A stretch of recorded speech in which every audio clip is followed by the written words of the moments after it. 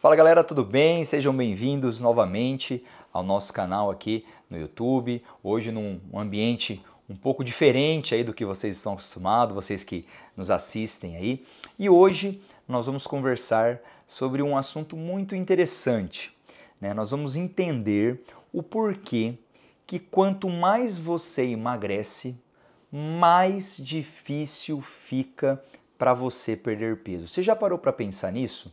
Que às vezes quando você começa a fazer uma dieta, uma mudança de estilo de vida, né? Às vezes no início você tem uma perda rápida de peso, mas depois de um tempo começa a ficar mais difícil, né? Parece que foi mais fácil lá atrás perder 10 quilos do que às vezes neste momento você perder aí 2 quilos de gordura. E por que acontece isso? Então é sobre isso que nós vamos falar nesse vídeo de hoje. Então já aproveita, curte esse vídeo, se inscreve aí no nosso canal. Nós temos uma opção nova agora que é hypar esse vídeo, né? Deixar uma nota aqui pra gente. Então eu conto com vocês para o YouTube, né? Entender que o nosso vídeo é relevante.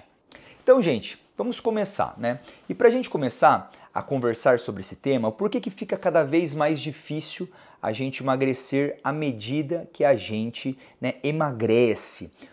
Nós temos basicamente duas explicações. Eu vou começar pela primeira, que é mais simples, e a segunda a gente vai desenvolvendo aí, né, durante o vídeo. Então, é o seguinte, o que acontece? Quando a gente emagrece, o nosso gasto energético basal, a nossa taxa metabólica basal, ou seja, aquilo que você gasta parado, sem fazer nada, em repouso, ela diminui. Como assim, Thiago? É só você pensar assim, uma pessoa muito grande, uma pessoa obesa, quando eu digo grande, às vezes grande de altura mesmo, né? Às vezes ela vai ter um gasto, ela precisa de um metabolismo muito maior do que uma pessoa mais magra, menorzinha. E como que a gente sabe disso, né? Quando a gente vai calcular a taxa metabólica basal, que é o cálculo que a gente faz para saber quanto que aquela pessoa gasta no repouso durante o dia, existem diversas contas que a gente faz, existem diversas indicações. Então, por exemplo, se o indivíduo está com sobrepeso, obesidade, você tem tal fórmula para calcular a taxa metabólica basal. Se é um atleta, você tem uma fórmula específica para atleta. Se é uma pessoa que não treina, né, mas também não é um grande obeso, existe outra fórmula. Isso daí até foi assunto de alguns vídeos lá no passado que a gente fez, e a gente vai fazer um vídeo novo sobre esse assunto aqui que me tocou agora para a gente falar sobre isso também. Mas vamos voltar ao nosso vídeo. Então, o que acontece? Se a gente pegar uma dessas fórmulas, que é a mais utilizada de cálculo de taxa metabólica basal, é a fórmula de Harris-Benedict, tá bom? Então, a fórmula de Harris-Benedict, você precisa de 3 variáveis da pessoa para você saber qual é a taxa metabólica basal dela. Quais são essas variáveis? Então, a primeira variável é a estatura. Qual que é a altura dessa pessoa? Né? Indivíduos maiores, eles vão ter uma taxa metabólica maior que indivíduos menores, né? A segunda variável é o peso. Qual que é o peso dessa pessoa? Então, indivíduos com mais peso vão ter uma taxa metabólica maior do que indivíduos com menos peso. E a terceira variável que entra nessa fórmula é a variável idade. E aqui é interessante. Essa é a única variável que é indiretamente proporcional na taxa metabólica basal. O que eu quero dizer com isso? Thiago, melhora isso para mim. O que acontece? Quanto mais idoso, quanto mais idade, menor a sua taxa metabólica basal, tá? Então nós estamos falando aqui de 3 variáveis. Depois eu vou até pedir para colocar aqui embaixo a fórmula da taxa metabólica basal de Harris-Benedict. Então vocês não precisam saber disso, tá? Existem programas hoje em dia que fazem esse cálculo, mas é importante a gente lembrar que esse cálculo depende dessas 3 variáveis. 2 são variáveis diretamente proporcionais, ou seja, quanto mais, né? E uma é uma variável inversamente proporcional, quanto mais, menos. Então vamos relembrar, quanto maior a estatura, quanto maior o peso, maior a taxa metabólica basal. Quanto maior a idade, menor a taxa metabólica basal. Fez sentido até aqui? Ficou alguma dúvida? Se tiver alguma dúvida, manda lá nos comentários lá que eu vou responder você, tá bom? Então isso é muito importante. Por quê? Porque essa é a primeira explicação o porquê que fica mais difícil a gente emagrecer à medida que a gente vai emagrecendo. Porque imagina, a sua estatura não vai mudar, né? A sua idade, ela até aumenta, mas não é tanto, né? Vamos dizer assim, você não vai passar 20 anos fazendo aí um tratamento, né? Mas o que que acontece? O peso muda. Então, se o peso vai caindo, o que que eu disse lá atrás? Que o peso é diretamente proporcional. Se você diminui o peso, a sua taxa metabólica cai. E aí, se o seu metabolismo diminui, o que que acontece, né? Lembra que emagrecer é você comer menos do que você gasta. Então, se você diminui o seu gasto, a sua taxa metabólica basal vai ficando cada vez mais difícil, ou seja, em teoria, você precisaria comer cada vez menos, né? O que acaba sendo difícil aí para a grande maioria das pessoas, né? Manter esse padrão de déficit calórico, né? De você comer menos do que você gasta por longos períodos. Então, essa é a primeira explicação. Ficou alguma dúvida até aqui agora? Então, só para lembrar, quanto maior o peso, maior a estatura, maior a taxa metabólica. Quanto maior a idade, menor a taxa metabólica. E quando a gente vai perdendo peso, a taxa metabólica vai diminuindo, o que dificulta você emagrecer, né? Quando você já está mais magro, com menos gordura. A segunda causa, o porquê, Thiago, que é mais difícil você perder gordura quando você está ficando mais magro, né? Durante o processo de emagrecimento. E a segunda explicação é um termo que a gente chama de termogênese adaptativa, né? O que seria a termogênese adaptativa? É quando você reduz, né, a sua taxa, o seu gasto energético, né, em repouso, independente da perda de peso. Então, olha que interessante. A termogênese adaptativa, ela é a redução do gasto em repouso independente da perda de peso, tá? E por que acontece isso? O que está envolvido no processo da termogênese adaptativa? Dois hormônios principais que nós vamos falar um pouquinho de cada um deles agora, que seria o T3 e a leptina, tá? Então, o T3, ele é um hormônio produzido pela nossa glândula tireoide, que fica aqui no pescoço. O que o T3 faz? O T3, ele é um hormônio que ele acelera o metabolismo, ele aumenta as reações químicas do nosso corpo, ele aumenta a expressão, né, a atividade de umas proteínas que chamam proteínas desacopladoras. Não precisa lembrar desse nome, mas só ouve esse nome uma vez, proteínas desacopladoras. O que elas fazem, essas proteínas desacopladoras? Elas ficam dentro da nossa mitocôndria. E aí o que acontece? A mitocôndria, ela produz energia para a nossa célula. Então a mitocôndria é uma estrutura que fica dentro de cada célula que produz energia para a célula. E aí o que acontece?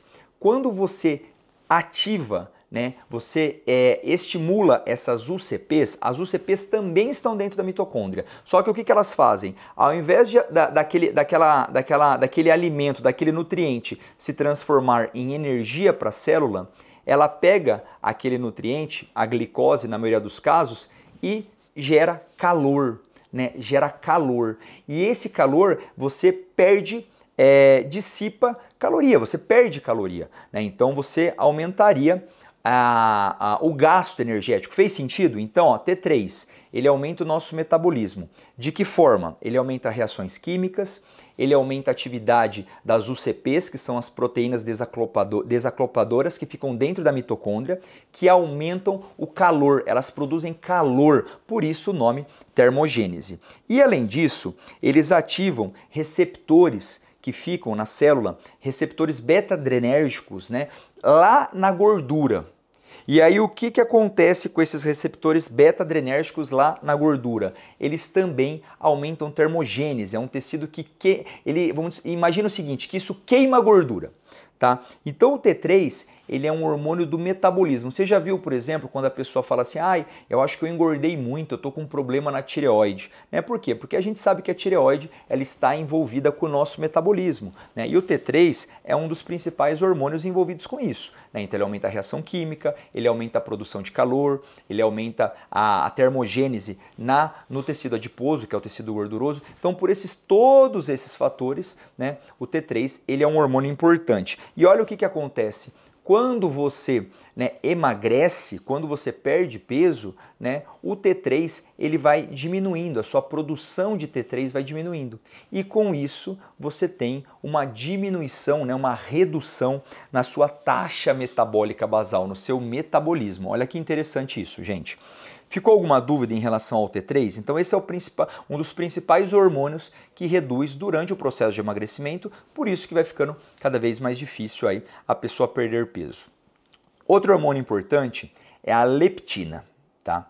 A leptina a gente já conversou aqui em outros vídeos. O que acontece? A leptina ela é um hormônio produzida no tecido gorduroso, no tecido adiposo, tá? Então pensa o seguinte, quanto mais gordura, mais leptina, tá? Quando você vai emagrecendo, perdendo gordura, o que acontece com a leptina? A leptina cai também, igual ao T3. Qual que é a ação da leptina, né? A leptina ela tem duas grandes ações dentro do nosso corpo. Primeira ação, saciedade. Então ela gera mais saciedade. E aí você pode até me perguntar, Tiago, poxa, mas espera lá, se a pessoa tem mais gordura e ela produz mais leptina, ela tem mais saciedade? Eu achei que era o contrário, né? Eu achei que se a pessoa tivesse mais gordinha, talvez era porque ela comesse mais, né? Então, ela até tem mais leptina, só que o que acontece? Ela tem resistência à leptina.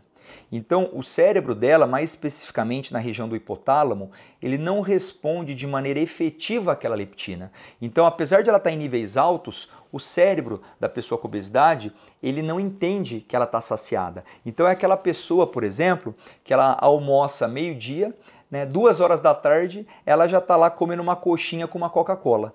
Né? Então, aí os amigos falam, poxa, você já está comendo aí, pô, você acabou de almoçar, você tem que ter controle, você tem que, né, você tem que ter controle emocional, você tem que ter domínio próprio, você tem que se segurar, porque desse jeito, gente, não é sobre isso, né? A pessoa realmente ela tem mais fome, tá? Então isso é muito importante, a gente sempre fala isso. O indivíduo com obesidade, ele é mais vítima do processo do que culpado da situação. Então a primeira função da leptina é a saciedade. A segunda função da leptina é ativar o sistema nervoso simpático, aumentando o gasto energético em repouso. Então olha que interessante, ela aumenta a saciedade e ela também aumenta a atividade do sistema nervoso simpático, aumentando o gasto energético. Então, lógico, se você emagrece, se você diminui a sua produção de leptina, você vai ter uma redução no seu gasto energético, diminuindo a sua taxa metabólica basal. Então, eu quis trazer para vocês essas duas situações, né? Quando você perde peso, né, você diminui o seu metabolismo e a termogênese adaptativa, que independe da perda de peso, porque são as reduções dos hormônios do T3 e da leptina, tá? Agora é o seguinte, como que a gente calcula o gasto energético total? Também existem diversas fórmulas para a gente calcular o gasto energético total. O que é isso? É aquilo que nós, né, e os nutricionistas precisam saber para calcular sua dieta, que é quanto você gasta durante o dia, né? Então, se a pessoa gasta, sei lá, 2.000 calorias por dia, o seu gasto energético total, 2.000 calorias, né? Então, eu sei que se eu fizer uma dieta com menos de 2.000, eu emagreço. Com 2.000, você vai manter o mesmo peso. E se você fizer acima de 2.000, você vai ganhar gordura, acumular gordura, né? E dentro do gasto energético total, existem aí 4 variáveis que a gente precisa entender, né? A primeira é a taxa metabólica basal, que a gente estava falando aqui até agora, né? Que é quanto você gasta em repouso, né? E a taxa metabólica basal, ela constitui, gente, praticamente 70% do gasto energético total. Tá? Então é bastante, a nossa taxa metabólica basal, o nosso metabolismo basal, né, ele tem uma grande importância quando a gente vai calcular o nosso gasto energético do dia, do nosso gasto energético total. Além disso, a segunda variável é o efeito térmico dos alimentos. O que é isso, Tiago? Quando você se alimenta, quando você come, né, existe um gasto calórico, energético para digerir aquele alimento. Então olha que interessante, você come um alimento, você come caloria, mas você precisa queimar caloria para digerir, para absorver aquele alimento, né? E o gasto, esse gasto, o efeito térmico dos alimentos, ele corresponde aí a aproximadamente 10%. Tá? 10% do gasto energético total. Então, gente, olha que interessante. Vou trazer aqui para vocês um dado, uma informação, né, bem relevante. O alimento que a gente come, o macronutriente que a gente se alimenta, que mais aumenta a termogênese, né, induzida por alimento, são as proteínas.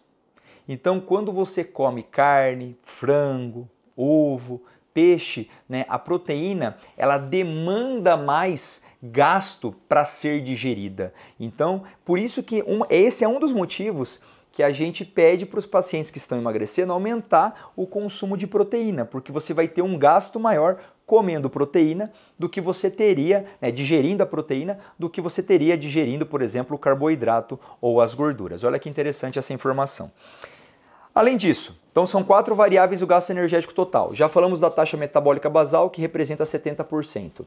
Já falamos do gasto, né, da termogênese aí, do efeito térmico dos alimentos, que corresponde 10%, tá? Então, tá faltando 20%.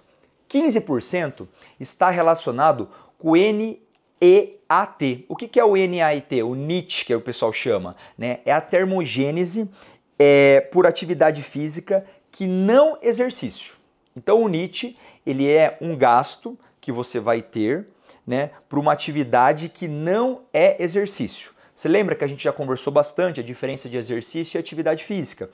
A atividade física é qualquer coisa que gere gasto calórico. Então, por exemplo, eu aqui conversando com vocês, eu estou gastando caloria, né? Então isso daqui é uma atividade física, mas isso não é um exercício físico. O que é um exercício físico? Um exercício físico é algo que você vai fazer regularmente, né, com acompanhamento, onde existe uma progressão, onde você tem um objetivo, onde você quer melhorar a performance. Então isso é exercício físico. Né? O que a gente está fazendo aqui é uma atividade física. Então a atividade física, andar, subir, descer escada, colocar a roupa no varal, limpar um chão, né? Ficar de pé por muito tempo, né? Tudo isso leva a um gasto energético. E esse gasto ele corresponde a 15% do gasto energético total. 15%. Então se a gente fizer as contas, 70 mais 10 mais 15, né, tá faltando 5%. Da onde vem esse 5%? Esse 5% vem da quarta variável. A quarta variável é o gasto, né, induzido pelo exercício físico, pelo seu treino. E por incrível que pareça, né, a média aí de gasto, é lógico que varia, né, se a gente for pegar um atleta, mas vamos pegar uma população normal aí, né? Esse gasto ele chega aí a 5%. Do gasto energético total. Então olha que interessante, né? Por mais que às vezes a pessoa fale assim, poxa Thiago, mas eu treino muito, né? Eu treino muito. Quando a gente vai colocar isso dentro do gasto energético total, é uma fração muito pequena, né? O que ele gasta, né? Então é muito importante isso para a gente entender o seguinte, às vezes algumas pessoas falam assim, se eu estou treinando mais, eu posso comer mais. Não, gente, se você fizer isso, né, você acaba dificultando ainda mais o processo de emagrecimento. Por quê? Porque a caloria que você gasta num treino, né, ela não dá nem para comparar com a caloria de um alimento. Às vezes você vai ficar 1h30 lá treinando, se você sair de lá e comer uma torrada, às vezes é a mesma caloria que você gastou no treino, tá bom? Então não caiam nessa armadilha de achar assim, eu tô treinando mais, então eu posso ter a liberdade às vezes de comer mais. Não, tem que ser algo tudo controlado e calculado, por isso a importância de você estar sendo supervisionado aí por um médico e por um nutricionista. Então, gente, basicamente é isso. Eu acho que esse vídeo já está ficando um pouco longo, né? Já conversamos sobre bastante coisa aqui nesse vídeo, né?